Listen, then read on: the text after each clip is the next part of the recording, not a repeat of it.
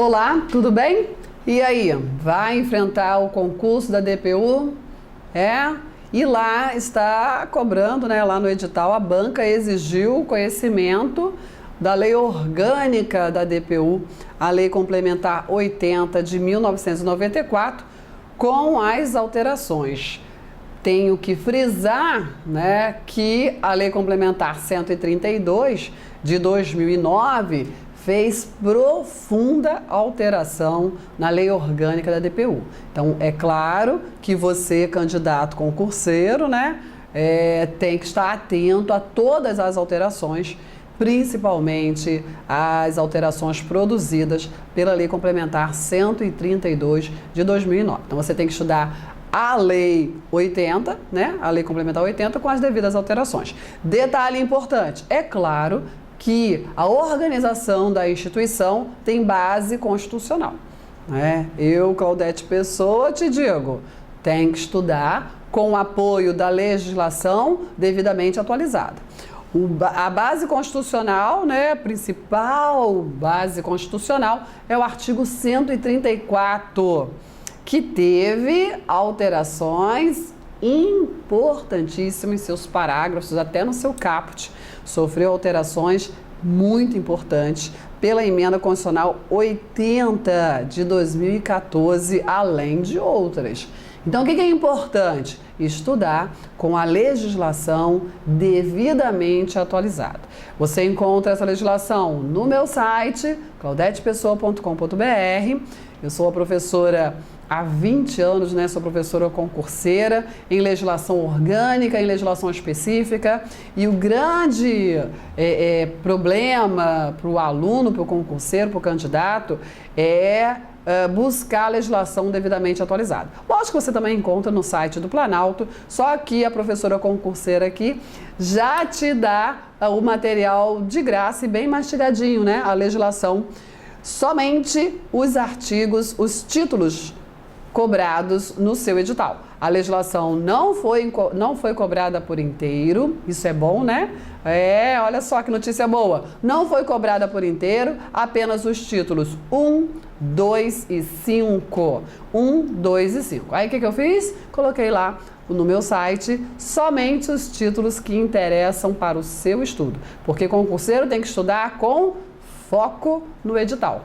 Claro que sim. Ok? Bom, então a nossa jornada concurseira, nosso bate-papo concurseiro começa agora.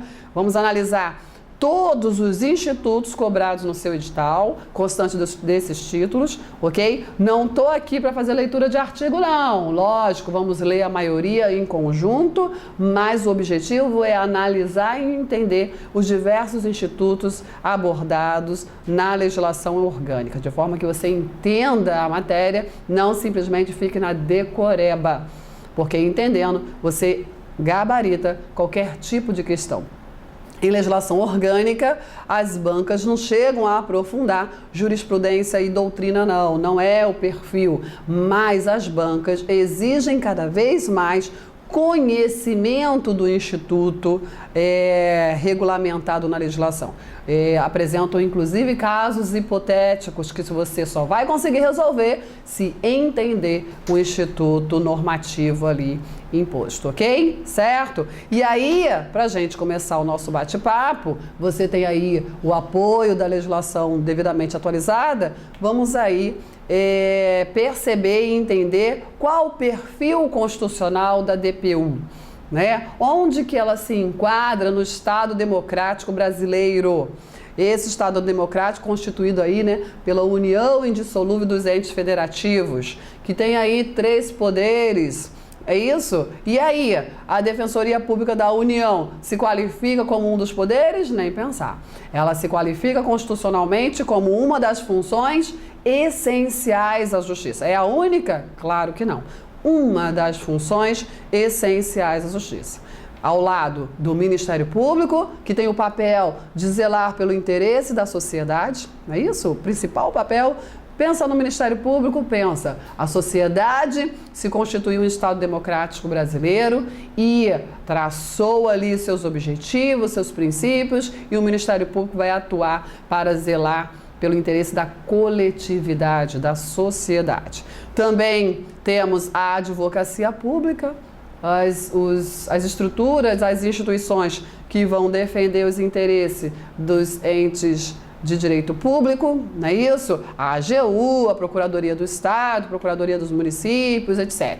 E a advocacia e a defensoria pública. Está aqui a defensoria pública, que tem o papel, assim como dos advogados, de zelar pelos interesses das pessoas, do cidadão ou da pessoa jurídica também, não é isso? Certo? A pessoa jurídica de direito privado vai lá ter o seu advogado. Agora, e pensando em advogado, pensei em que eu preciso resolver o meu problema, mas eu preciso de alguém com conhecimento jurídico para, no mínimo, me fornecer uma orientação jurídica. Para isso tem que pagar, né? Não é de graça, lógico, o profissional precisa receber. Mas e aqueles que não têm condições de pagar?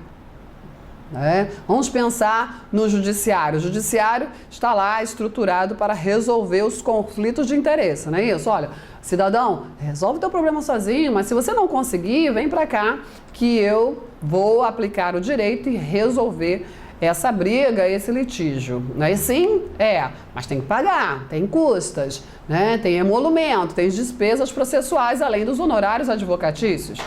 Mas olha só, nem todo mundo tem condições de pagar, não.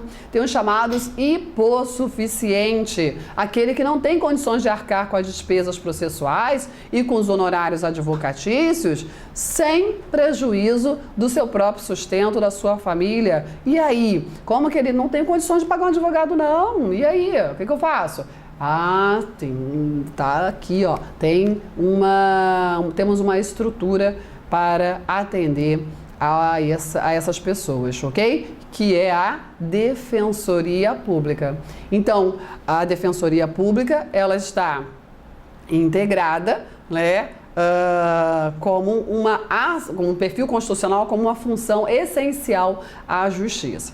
A emenda constitucional número 80 de 2014, ela vem e separa, né, era uma seção só, separa as seções da advocacia e defensoria pública. Interessante isso. E qual é o conceito institucional? Né? Como está definida a instituição? Essa definição, ela é constitucional. Detalhe que essa definição foi introduzida, né, na Constituição pela emenda constitucional número 80 de 2014, ok? Cuidado com isso, viu? Olha só, concurseiro, examinador gosta de novidade, adora novidade, claro que gosta. Então, o conceito institucional vai ser objeto da sua prova? Não posso afirmar 100%, mas 98%. Claro, né? Por quê? Porque é um conceito importantíssimo para a instituição e é muito recente. Tudo bem, é muito recente em termos constitucionais. Por quê? Porque a Lei Complementar 132, em 2009, já introduziu esse conceito institucional na Lei Orgânica.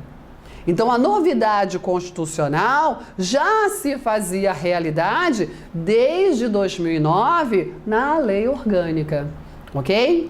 É um conceito importantíssimo para o seu estudo, para perceber qual o objetivo a partir do momento que se percebe isso, né? A partir do momento que você entende, percebe qual o objetivo da instituição, você entende o conceito institucional e entende a sua estrutura. Lembrando que essa legislação orgânica, assim como a maioria das legislações orgânicas, eu sou professora de legislação específica, legislação orgânica, então a grande maioria para o MP, para a Defensoria, né, da União e dos Estados, os diversas regras, leis de organização judiciária, regimentos internos, a grande maioria das legislações orgânicas, elas atuam sob dois focos, né? O primeiro é institucional, organizacional, estrutura a instituição a partir da plena consciência da sua missão constitucional. Você não já sabe qual é a missão constitucional da Defensoria Pública? Sabe, né? Prestar aí assistência aos hipossuficientes, aqueles que não têm condições de arcar com as custas e honorários, com as despesas que demanda aí a solução do litígio, ok? Não é isso?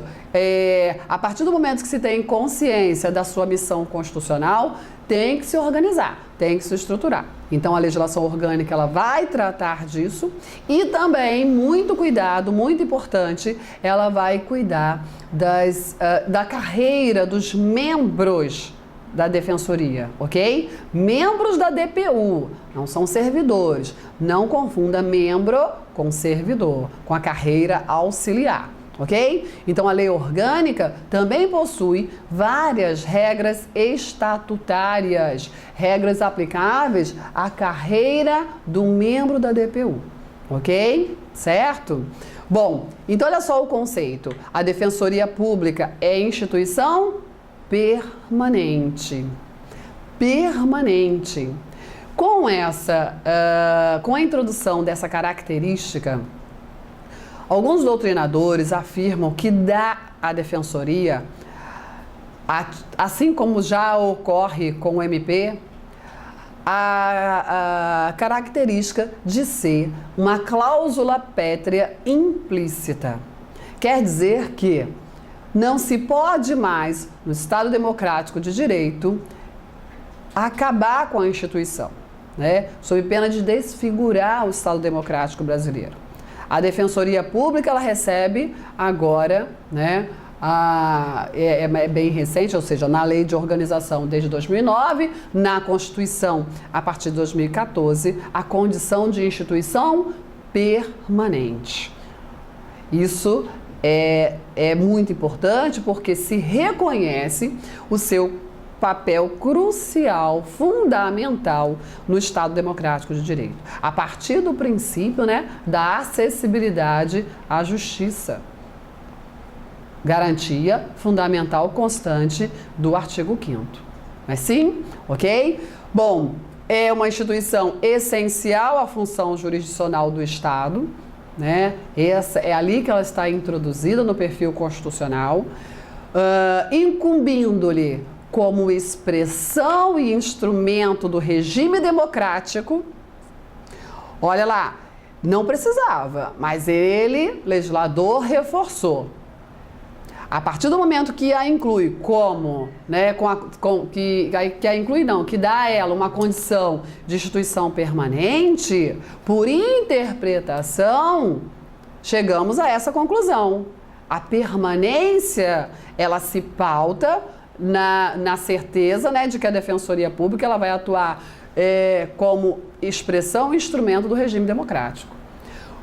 Fundamentalmente, ela vai atuar, tem a incumbência de prestar orientação jurídica, promoção dos direitos humanos, defesa em todos os graus, seja judicial ou extrajudicial. Então, a Defensoria Pública não é só para a atuação dos processos judiciais, não é? Pelo contrário, o que se mais quer, o que o nosso ordenamento jurídico preza, e isso vem sendo reforçado, é que a solução dos litígios, das brigas, né, devem acontecer extrajudicialmente. Deve-se buscar cada vez mais soluções extrajudiciais dos conflitos. Não achar que a solução judicial do conflito é o objetivo maior. Não. É o último recurso, entendeu? Só que a cultura brasileira tá complicada para entender isso, mas é isso. Tanto que nós temos institutos modernos, né? Mediação, arbitragem, conciliação, são institutos para a solução extrajudicial dos conflitos. Essa é a ideia, né? Vamos lá, a Defensoria Pública como um todo, não é só a Defensoria Pública da União, não é só a Defensoria Pública da União não, ok? Atuar aí na solução, né, judicial ou extrajudicial dos direitos individuais e coletivos de forma integral e gratuita aos necessitados, na forma do artigo 5º da Constituição Federal. Olha só, importante, tudo que está grifado em vermelho aqui neste conceito foi introduzido no texto constitucional pela Emenda Constitucional 80 de 2014. Então, atente que o conceito institucional, o conceito constitucional foi alterado, dando maior força à instituição, maior responsabilidade à instituição, ampliando a sua atuação. Na realidade, o conceito apenas reconhece o que já era praticado, ok? E aí, na forma do inciso 74 do artigo 5º da Constituição, que diz que é uma garantia fundamental, o Estado prestará assistência jurídica integral e gratuita aos que comprovarem insuficiência de recursos. Então, esse necessitado não é o pobre, né? Não é o conceito social de pobre. Cuidado com isso, né? Falou em pobre, né? Se pensa naquele roto esfarrapado, coitadinho, não é assim não, para com isso. É o chamado, primeiro que é um conceito super preconceituoso, essa ideia, né? E o que temos que atentar é que vai ter a assistência, está garantido a toda e qualquer pessoa, a assistência da Defensoria Pública, né? Se qualificar como assistido da Defensoria Pública, se a pessoa não tem condições de arcar com essas despesas sem prejuízo do seu próprio sustento ou da sua família. Ok? Então, muitas vezes o contra-cheque da pessoa é volumoso, mas está comprometido, totalmente comprometido. Ela pode sim ser atendida pela Defensoria Pública. É o chamado hipossuficiente. Ok?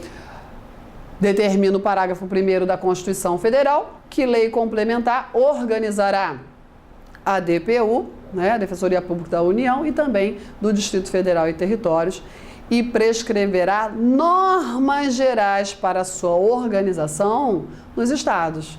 Então, a lei, além de estruturar a Defensoria Pública da União e do Distrito Federal e Territórios, traça normas de aplicação nacional para que cada estado organize a sua própria defensoria.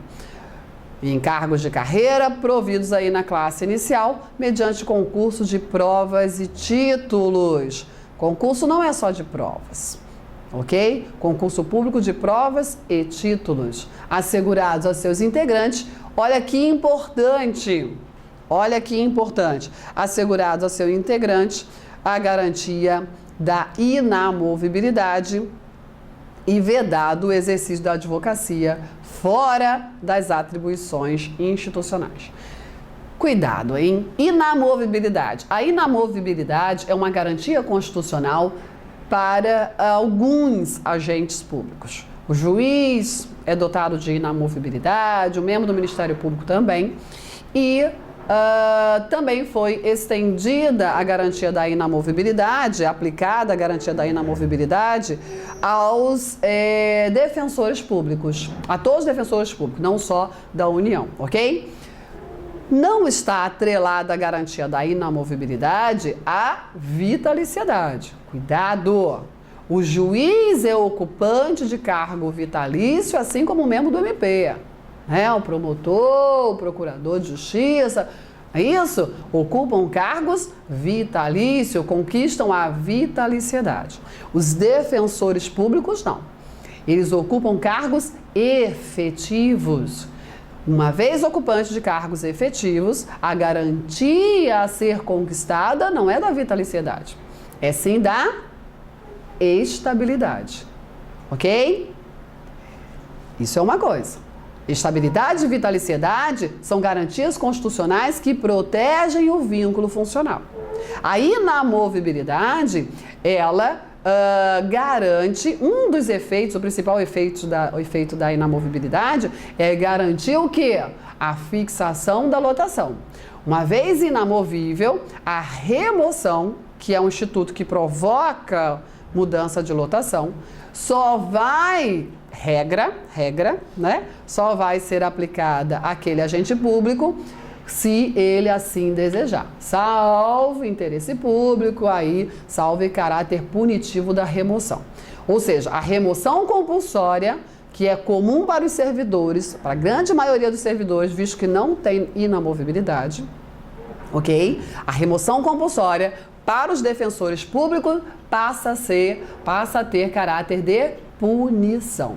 E nós vamos falar disso, né? Porque além da estrutura, nós vamos analisar as regras estatutárias aplicáveis aos defensores públicos. E está lá a remoção compulsória como medida punitiva. Por quê? Porque ele é dotado de inamovibilidade, ok? Vedado aí o exercício da advocacia fora de suas atribuições. Ele tem que se dedicar ao seu cargo e uma vez investido nesse cargo, ele vai exercer a advocacia sim, mas para os seus assistidos, para os assistidos da Defensoria Pública, ok? Vedado o exercício fora das atribuições do cargo.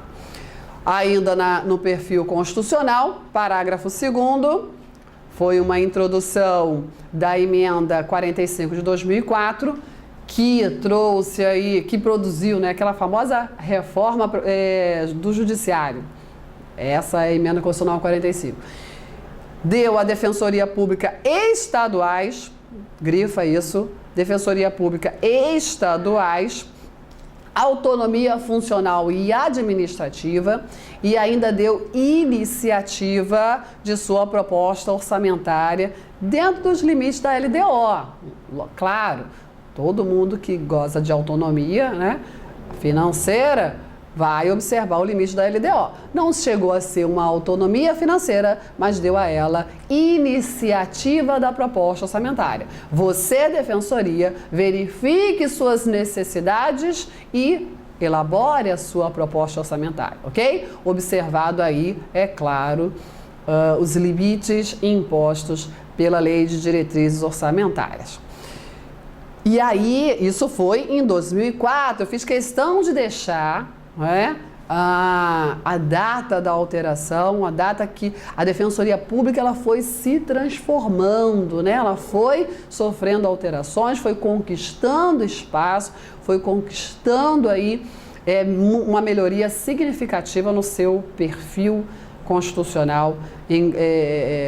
Foi muito importante isso para a instituição. E aí, em 2013, 2004... as defensorias públicas estaduais conquistaram, né, a autonomia. Em 2013, a emenda constitucional 74 estende a autonomia das defensorias, né, já concedida para as defensorias públicas estaduais, para as defensorias públicas da União e do Distrito Federal e Território. Isso somente em 2013. Cuidado, ok?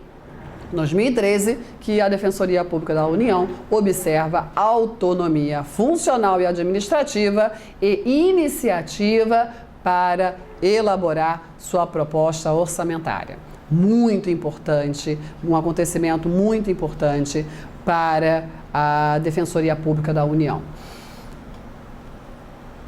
Já em 2014, ganhando uma nova força, pela emenda, enquanto instituição que eu estou falando, né?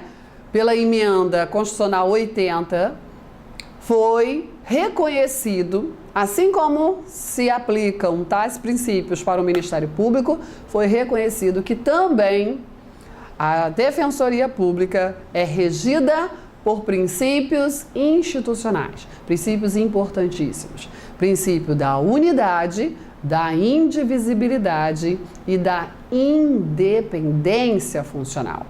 Vamos falar de cada um desses princípios.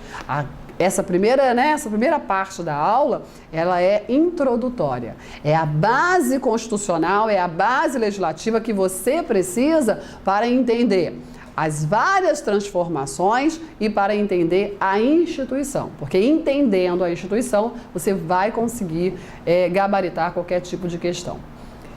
E aí, em 2014, a Emenda Constitucional 80, né, realiza uma introdução, o parágrafo 4º foi introduzido no capítulo da Defensoria Pública e se aplica não só à DPU, mas a toda a estrutura da Defensoria Pública, os princípios da unidade, da indivisibilidade e da independência funcional.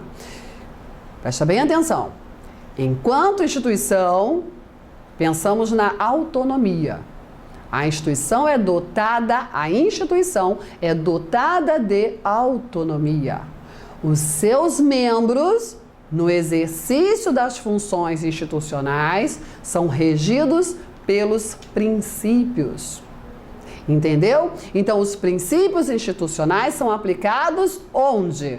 Na atuação dos membros da Defensoria Pública. Quer dizer que, pelo princípio da unidade, a atuação não é pessoal, a atuação é institucional. Tanto que o membro, ele se qualifica como órgão da Defensoria. Exatamente. Vamos estudar o membro sob 2 aspectos. Primeiro, vamos olhar para o membro e enxergá-lo como parte da estrutura da Defensoria Pública da União. Depois, já na segunda parte do nosso estudo, vamos olhar para o membro e vamos enxergar um agente público, ocupante de um cargo efetivo de carreira, com várias garantias, inclusive a garantia da inamovibilidade, com várias prerrogativas, certo? Então, são 2 aspectos. Porque o membro, ele é a instituição, ele é o órgão, ok? E aí, se cada membro é o próprio órgão, um membro pode ser substituído pelo outro pelo princípio da indivisibilidade. Ora, não tem nenhum problema se o João substitui a Maria, defensores públicos, porque não se atua em nome próprio, se atua em nome da instituição, ok? E isso vai ter reflexo na carreira. Porque a gente vai perceber que dependendo da sua classe, da sua categoria na carreira, esse membro, né, da defensoria vai atuar em local diferente, vai atuar junto a órgãos judiciários diferentes. Tudo isso nós vamos falar, tudo isso nós vamos detalhar. E a independência funcional. Pelo princípio da independência funcional, já que a atuação é institucional, o membro somente será limitado pela lei e por sua convicção. Ou seja, os comandos administrativos superiores existem? Existem, tem estrutura, tem que obedecer ao superior, ao chefe, ao conselho, né, aos órgãos da administração superior, claro, mas não no exercício típico, ok? Então, quando um membro atende uma pessoa, um assistido, e aí ele não é obrigado a entrar com uma ação judicial porque o assistido acha que está com razão. Ele vai dar a orientação jurídica necessária e falar assim, olha só, não é caso de ingressar com ação judicial, exemplo, ok? E aí o assistido, na qualidade, né, de assistido, tem o direito de recorrer dessa decisão, de rever. Bom, aí ele busca, vou falar disso também, tudo está na lei. E aí ele busca o caminho adequado para provocar essa revisão de decisão do defensor, que diz que não vai entrar com processo judicial, que não entende adequado, que não entende legal e pertinente dentro dos termos legislativos. Aí a estrutura superior da Defensoria Pública, se não, o defensor está equivocado. Sim, pode sim entrar com ação judicial. E agora? Ele vai, o chefe, né, o defensor público geral, vai obrigar ao defensor público membro a ingressar com uma ação judicial contra a convicção do mesmo? Não, claro que não. vai indicar um outro membro, porque os membros são regidos pelo princípio da independência funcional. E isso é muito importante para a sua prova. Princípios institucionais vai cair na prova, não é não? Se eu fosse examinadora, eu cobrava, com certeza. E aí, eu trouxe aqui para você, depois a gente volta, né, a falar de carreira, mas olha só, importante, o exercício do cargo de defensor público é comprovado mediante, né, a apresentação da carteira, expedida aí pela respectiva Defensoria Pública, conforme modelo, e essa carteira vale como documento de identidade e tem a fé pública em todo o território nacional. Esse exercício é indelegável e privativo de membro da carreira. Ou seja, não se admite uma atuação ad hoc na qualidade de defensor público. Não confunda com os advogados, né? Isso é muito comum ocorrer a designação de advogado dativo. A OAB indica um advogado que atua em determinado processo, inclusive gratuitamente, podendo ser gratuitamente. Olha só, esse advogado dativo que atua ali gratuitamente, ele não se qualifica como defensor público, apesar de cumprir o mesmo papel processual, ok? Porque defensor público é quem está investido na carreira e no cargo de defensor.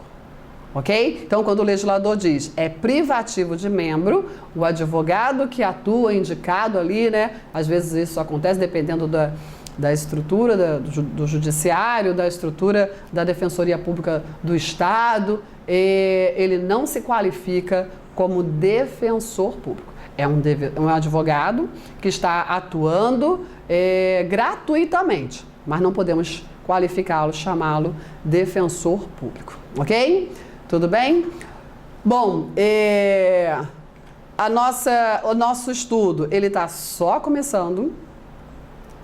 Essa é a primeira parte, né, da aula. Se você está assistindo essa aula, essa introdução ao estudo da legislação orgânica da Defensoria Pública da União pelas redes sociais, acesse o site do curso. É um excelente investimento, vai te garantir um retorno para gabaritar as questões da prova, um assunto legislação orgânica, ok? Olha, espero que você tenha gostado, eu espero que seja só o início. Te encontro no próximo bloco. Tchau, tchau.